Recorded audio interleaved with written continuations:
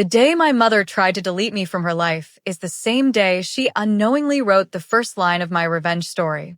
I was not screaming. I was not crying. I was standing there, holding my own birthday cake in my hands, watching my childhood bedroom door get slammed shut behind me. My name is Elena Cross.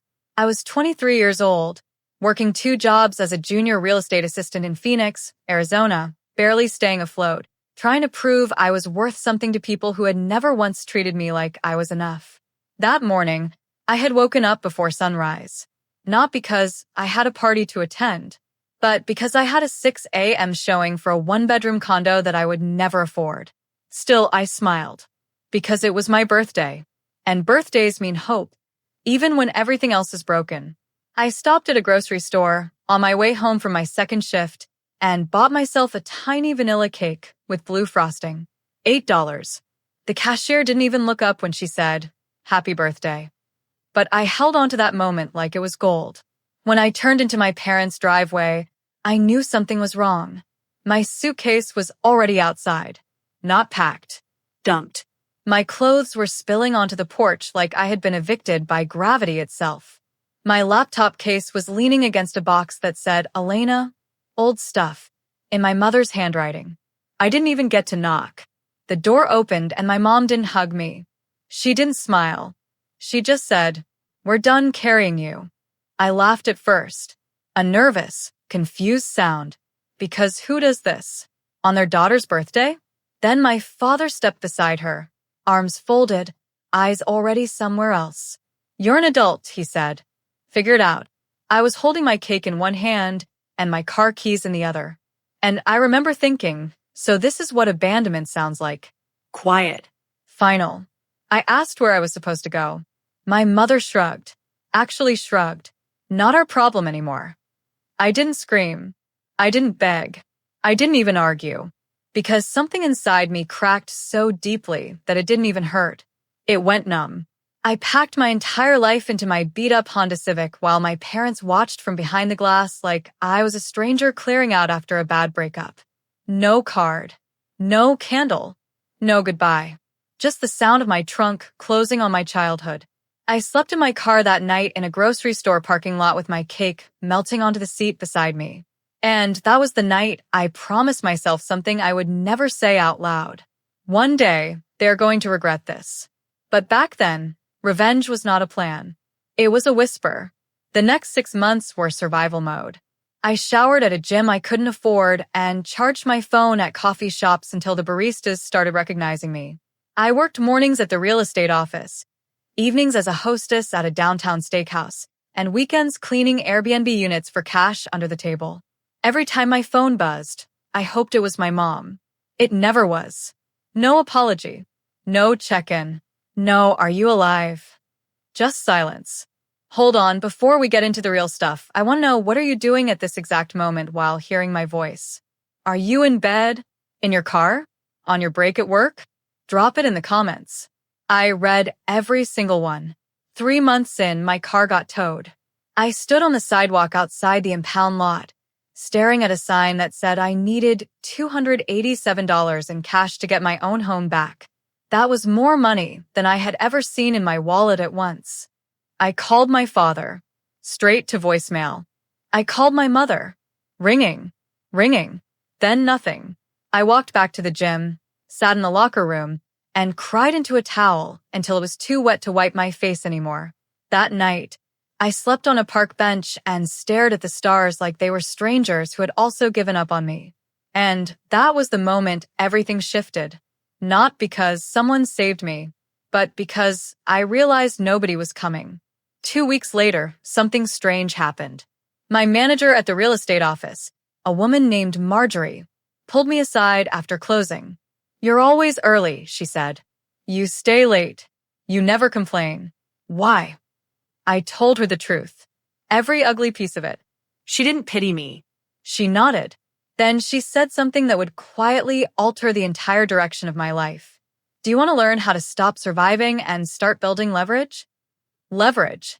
I didn't even know what that word really meant back then. But I said yes anyway. Because when you have nothing, every door looks like a miracle. What I didn't know was that my parents were still watching me from a distance. Not out of concern, out of curiosity. And years later, that curiosity would turn into entitlement. They didn't just want back into my life. They wanted my house. And they were about to learn the most expensive lesson of their lives. The moment Marjorie offered me leverage, I thought she meant sympathy disguised as mentorship. I had learned not to trust sudden kindness. But she did not hand me tissues or inspirational quotes. She handed me keys, the spare set to a dusty office nobody else wanted. If you are serious, she said, you work from here after hours. I will show you how deals actually close. My stomach flipped because I had nowhere else to go at night anyway. I moved into that office quietly. No sleeping bag, just a folded coat under the desk. I memorized contracts while the cleaning crew vacuumed around me like I was invisible. Every night ended the same way, my eyes burning, my phone face down because I refused to check if my parents had called. They never did. Weeks turned into months. Marjorie taught me how to read desperation in a seller's voice, how to negotiate without blinking, how to spot a property that looked ugly but had bones strong enough to build wealth. I wrote everything down in a notebook so worn it looked like it had survived a war. I started making commission on deals nobody else wanted. Tiny scraps at first, 500 here, 800 there, but I saved every dollar like it was a brick in a future wall. Then came the duplex on Redwood Street. Nobody wanted it. The roof sagged. The paint peeled. But when I walked through it, I felt something electric. 2 units. Separate meters. Quiet neighborhood people ignored because it was not trendy yet. The listing price was $92,000. I had $15,000 saved and a credit score that still limped from survival mode. Marjorie looked at me and said, "If you are willing to bleed for this, I will co-sign." That word landed heavier than my mother's rejection ever had. I signed. My hands shook, but not from fear. From knowing this was the first thing that had ever been mine.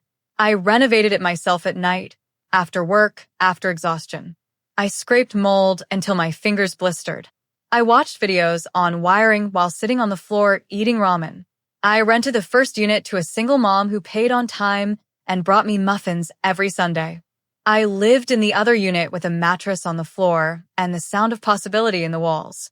I did not post about it online. I did not tell my parents. But somehow, they found out anyway. A text from my father arrived one night while I was fixing a leaking sink. "Heard you bought property. Proud of you." Proud. The word felt like a stranger wearing my father's name. I did not reply. A month later, my mother showed up unannounced while I was painting the porch rail. She stepped out of her car wearing pearls like she was attending brunch, not confronting the daughter she had erased. "I always knew you would bounce back," she said, like she had been rooting for me the entire time. My hands went cold. My chest tightened, but I smiled, because something new had formed inside me. Not rage. Strategy. She toured the place, commenting on everything. The floors, the paint, the tenants. She said the neighborhood was improving. She said this could be a real family investment someday. Family. She left that day hugging me in front of the neighbors, performing motherhood like it was theater. That night, I did not sleep. Not because I was angry, because I was awake to something darker. They were not reconnecting. They were repositioning. Over the next year, I bought 2 more properties. Then another. I flipped, refinanced, repeated. My parents' messages became warmer, heavier, more frequent. I answered politely, carefully, never revealing more than necessary, because I knew something was coming. It arrived the afternoon my mother called crying. She said my father had lost money, bad investments, retirement accounts shrinking, the house suddenly too expensive to maintain. She said family was supposed to help family. And then she said the sentence that made my stomach drop. "Your place is big enough for all of us, Elena. It only makes sense." I stared at the wall, the same wall I once slept against while trying to survive. And I realized the story was no longer about recovery. It was about control. And I had just become the asset they were coming to claim. The call ended with my mother sobbing into the receiver, but I was not fooled by the performance. I had learned to recognize desperation wearing makeup. I leaned against my kitchen counter and waited for the feeling of guilt to arrive. It never did. What came instead was clarity, sharp as broken glass, because the girl who once slept in her car would not be handing over her life again. Not to anyone. I told my parents I needed time to think. That was not hesitation. That was preparation. Over the next week, I reviewed every document tied to my properties, every lease clause, every zoning rule. I talked to Marjorie, who listened in silence before finally saying, "They do not see you as a daughter. They see you as infrastructure." That sentence burned itself into my brain. Infrastructure is something you use, not something you love. I agreed to let my parents visit to discuss options. I made coffee. I cleaned the counters. I arranged the space so it looked warm, but not generous. When they walked in, they hugged me like actors stepping onto a familiar stage. My mother talked about rising rents. My father paced the living room studying the furniture like he was evaluating inventory. Then they asked to see the numbers. That was my first real test. I could have shown them the truth. The cash flow, the equity, the quiet momentum of a life they had no right to claim. Instead, I handed them a sanitized version. Basic revenue, basic expenses. Enough to suggest I was comfortable but not powerful. They relaxed immediately. My mother smiled in that relieved way that only appears when someone else becomes responsible for your problems. She said they could move in temporarily, help with maintenance, watch the tenants. My father nodded like this was already settled. They did not ask if I wanted them there. They assumed. I told them I would think about timelines and legalities. My voice did not shake. Inside, something darker was building, not revenge in the movie sense, but a restructuring of power. I was not going to scream. I was going to reframe the board. 3 days later, I invited them back. This time I was ready. I explained that if they wanted to live on my property, it would need to be formal. Lease agreements, background checks, credit reviews. My father laughed. Actually laughed. My mother's smile collapsed as if I had slapped her. "We are your parents," she said, "not tenants." I held her gaze. "And I am your landlord," I replied. Silence flooded the room. I showed them the lease terms. Market rate. No discounts. No family clauses. Payment deadlines. Late fees. Eviction conditions. They stared like they were reading a foreign language. My father tried to pivot.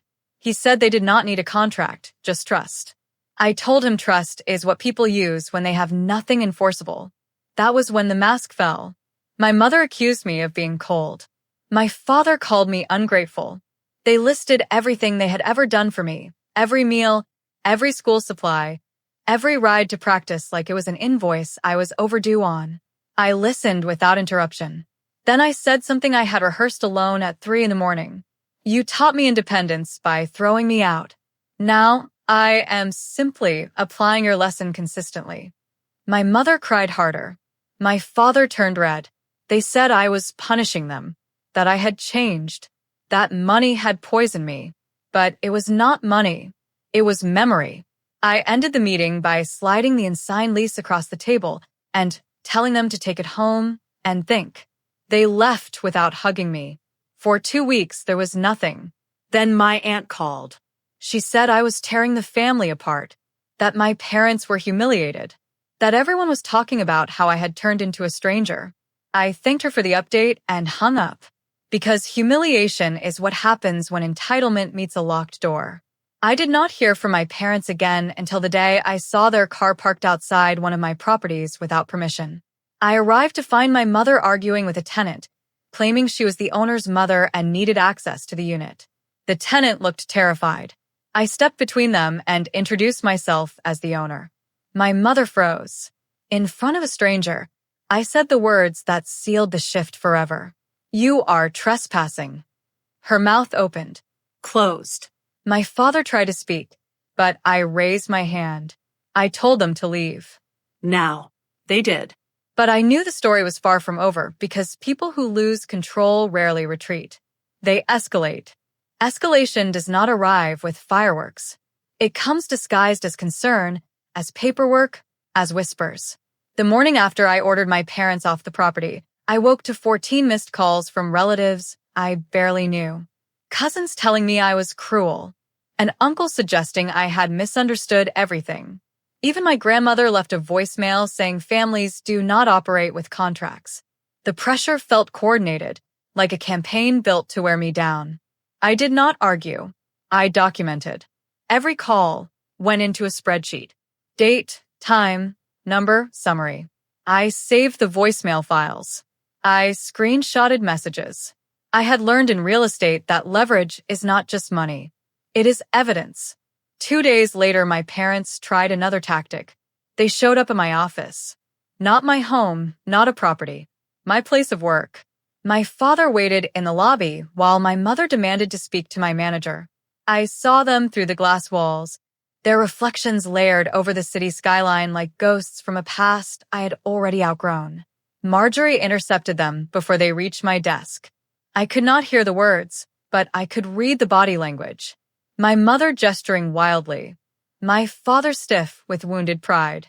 Marjorie calm, immovable, the kind of still that ends conversations. Security escorted them out 10 minutes later.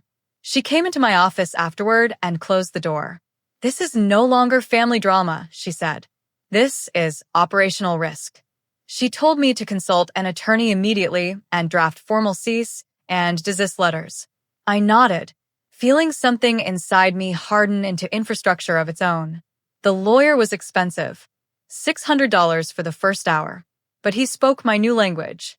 Boundaries, harassment, property interference. He drafted letters that were surgical, not emotional. Clear warnings, clear consequences. When my parents received them, they did not respond to me. They responded to the world. A Facebook post appeared from my mother that evening. It did not name me. It did not need to. It spoke of ungrateful children, of being abandoned in old age, of sacrifices unrecognized.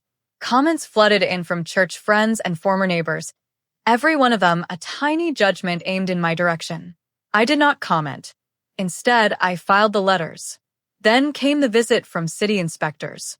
3 of them arrived unannounced at the Redwood Street duplex with clipboards and 4 smiles. Complaints had been lodged. Safety issues. Noise. Unauthorized renovations. The inspection lasted 2 hours. They found nothing significant, but the message was clear. Someone was trying to choke me through systems that move slowly, but crush thoroughly. I called my lawyer. He was unsurprised. Escalation phase, he said. Expect indirect attacks. Indirect. That word echoed through me while I stood alone in my living room that night. This was no longer about my parents needing a place to live. It was about reasserting dominance. They could not command me directly, so they were attempting to surround me with consequences. I was not angry. I was precise. I set up cameras on every property. I moved my personal address off public records. I routed all tenant communication through a management portal. I insulated myself until my life felt like a fortress of forms and passwords. Then my mother crossed the line that forced my hand. She contacted one of my lenders. She told them I was unstable, that I was being manipulated by outside influences, that I was not capable of handling complex finances. The lender called me within the hour. I drove to the bank shaking, not with fear, but with the realization that this was no longer emotional warfare. It was financial sabotage. If she damaged my credibility, everything I had built could unravel. I sat in that office and told the truth, clean and cold.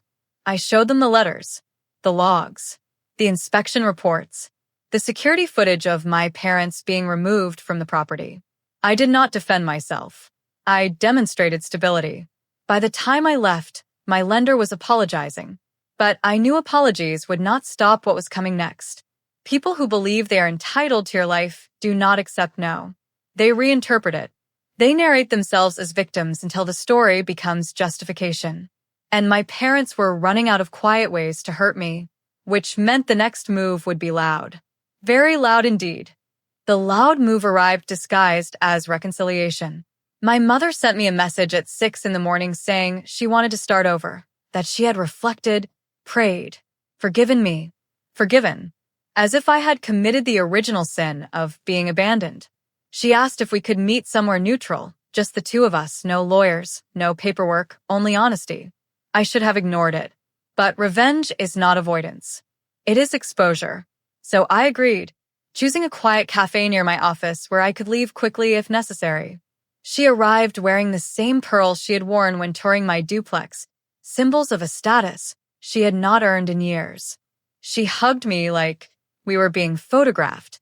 When we sat, she did not apologize. She narrated about how hard everything had been, about how people misunderstood her, about how the family was worried about me. Then she said the sentence she thought would soften me. "We only pushed you because we believed in you." I stared at her and finally allowed myself to feel something dangerous. Not hatred, disappointment. I told her that I was not discussing housing, finances, or forgiveness. That the only reason I was there was to ask one question. "Why did you throw me out?" Her smile faltered. She said they were stressed, that I was unmotivated, that I had an attitude problem, that I made the house heavy. I leaned forward and asked again. She did not have a real answer. She had stories, justifications, rearranged memories that protected her. That was when I revealed the part she did not expect.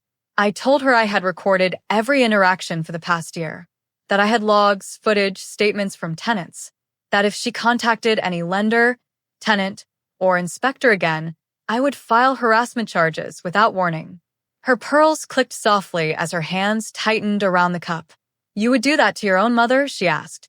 I said yes, because this was no longer about emotion. It was about containment. She left without finishing her coffee. 2 days later, I was served with papers. They were suing me. Not for money, for access. The filing claimed they had contributed to my early adulthood in ways that made them partial stakeholders in my success. They alleged emotional abandonment on my part. They requested a court order granting them residency rights on my primary property. I laughed when I read it. Actually laughed. Then I called my lawyer. The next 6 weeks were theater, depositions, statements. My parents telling a judge how they had raised me, supported me, loved me. They omitted the porch, the suitcase, the cake melting in my car. They described a daughter who had become heartless, intoxicated by ownership. My lawyer asked me if I wanted to countersue. I told him no. I wanted to let them talk. Because people who build narratives under oath eventually forget that truth is not optional. The breaking point came when my mother testified that they had always provided me with stable housing, that I had left voluntarily to pursue independence. That was the moment. My lawyer asked permission to play a recording. The courtroom went silent as my own voice filled the space, shaky but clear, from a year ago. "Where am I supposed to go?" I asked in the recording. My mother's voice answered, unfiltered by nostalgia. "Not our problem anymore." My father's followed. "You're an adult. Figure it out." I watched their faces while the audio played. My mother went pale. My father stared at the table like it had betrayed him. That was not revenge. That was reality reclaiming space. The judge recessed the court for 15 minutes. When we returned, the tone had changed. The questions were colder. The assumptions gone. Their lawyer tried to pivot, to frame the audio as taken out of context, but there is no context that makes abandonment sound like parenting. At the end of the day, the judge dismissed their request entirely. But he did not stop there. He warned them, formally, in writing, that any further interference in my business or property would be grounds for a restraining order. They left the courtroom without looking at me. I sat alone for a moment after everyone cleared out, staring at the bench where my life had just been redefined by a system that finally saw me clearly. I thought that would be the end. I was wrong, because losing in public has a way of turning pride into something unstable. And unstable people do unpredictable things. Losing in court did not humble my parents. It hollowed them out, leaving behind a version of themselves that no longer cared about appearances. The week after the dismissal, my tenants began forwarding me strange messages. Notes slipped under doors saying management would change soon. Flyers taped in hallways claiming properties were being sold. All unsigned. All lies. I drove from building to building, pulling the papers down like someone cleaning graffiti from their own name. Each time I did, I felt less like a landlord and more like a firefighter chasing sparks started by people who used to tuck me into bed. Then the calls started. Not from relatives this time, from potential buyers. Someone was listing my properties online using stolen photos and my parents' contact information. The listings advertised them as family estate liquidation, priced far below market. It was a scam wearing the costume of inheritance. My lawyer moved quickly. Cease and desist. Platform takedowns. Reports to fraud departments. But damage moves faster than paperwork. One buyer even showed up with a cashier's check demanding to tour a building I had never put on the market. That night I sat in my living room with every light on, phone in my hand, listening to the echo of my own breathing. I was not afraid of them. I was afraid of what they were willing to destroy simply to feel important again. 2 days later, I received the email that made my blood run cold. It was from the county clerk's office. A change of address form had been submitted for me. I had not submitted it. My mail was being rerouted. I drove to the office at opening and demanded a trace. Someone had filed the request in person using a copy of my ID I had lost years earlier when my car was towed. They had waited. They had saved it. They had used it. That was the moment I stopped managing a conflict and started preparing for a reckoning. I filed for a temporary restraining order. The hearing was fast-tracked. My lawyer presented evidence, not as heartbreak, but as operational interference. Fraudulent listings, mail tampering, tenant intimidation. This was not family drama. This was sabotage. The judge granted the order that same day. My parents were legally forbidden from contacting me, my tenants, my lenders, or my employees. They were barred from approaching any of my properties. When they were served, my mother left me a voicemail anyway. It was 90 seconds of sobbing, rage, and disbelief. She said she did not recognize me. She said I had become cruel. She said God would judge me. I did not listen to it twice. I forwarded it to my lawyer. Violation number 1. 3 nights later, my security system alerted me at one of the properties. Motion detected at the rear entrance. I watched through the app as my father's shape moved across the screen, hesitating like he was trying to remember where doors used to be. I called the police. They arrived within minutes. I watched from my phone as my father was escorted away in handcuffs, my mother screaming in the background from the sidewalk. I did not go there. I stayed home. I sat on the floor and wrapped my arms around my knees, not shaking, not crying, just absorbing the reality that the people who had once defined my life were now strangers being removed from it by law. The charges were minor. Trespassing. Violation of court order. But the message was not. They could not touch me anymore. The next morning, my aunt called from a number I did not recognize. She said the family was in crisis, that my parents were devastated, that everyone was blaming me. I said nothing. She begged me to reconsider, to drop the order, to meet as a family and resolve this privately. I finally spoke. There is nothing left to resolve, I told her. Only consequences. I hung up and blocked the number. That afternoon, I walked through my oldest property alone. I touched the door frames, the light switches, the railings I had painted when I had nothing but ramen and resolve. I remembered sleeping on the floor listening to traffic and believing it was the sound of escape. Now, it was the sound of ownership. I did not feel victorious. I felt finished, but not in the way they expected, because while they were being escorted out of my present, I was already designing my future, and it would not include them in any form. Freedom does not feel like fireworks. It feels like quiet rooms that no longer echo with demands. After the restraining order, my life slowed into something unfamiliar. Mornings without dread. Evenings without checking my phone for new damage. The silence was not empty. It was restorative, like a bone finally knitting after years of fractures. I redirected the energy I had spent defending myself into building systems. Real systems. I hired a property manager with no emotional history attached to me. I automated rent collection, maintenance requests, vendor payments. I turned my portfolio into something that could survive without my constant vigilance, because revenge is fragile when it depends on your exhaustion. 6 months later, I was offered a buyout on the Redwood Street duplex, the same building where I had once slept on the floor listening to my own hunger. The offer was high, higher than anything I had imagined when I first scraped mold from those walls. I almost declined out of sentiment. Instead, I sold. I took the proceeds and rolled them into a small commercial building on the edge of a redevelopment zone. 12 units. Mixed use. Long-term potential. I named the LLC after myself. Not my family. Me. I heard through intermediaries that my parents were telling people I had become greedy, that I had erased them, that money had replaced blood in my veins. I did not correct the story, because they were right about one thing. I had erased something, their access. Then something unexpected happened. My father emailed my lawyer. Not me. The message was short. He wanted to apologize. He said he was tired, that the fight had taken everything out of him, that he wanted to speak, not as an owner or a parent, but as a man who had made mistakes. I read the email 3 times. It was the first thing that did not feel like manipulation. I agreed to a meeting under strict conditions. Public place. No phones. My lawyer present but silent. Just 2 people who used to share a last name. He arrived early. He looked smaller. Not older. Smaller.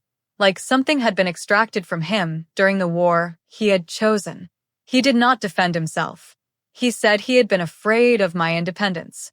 That when I bought property, something in him broke because it meant he no longer controlled the narrative of my life. He admitted he had stood by when my mother threw me out because he did not want conflict.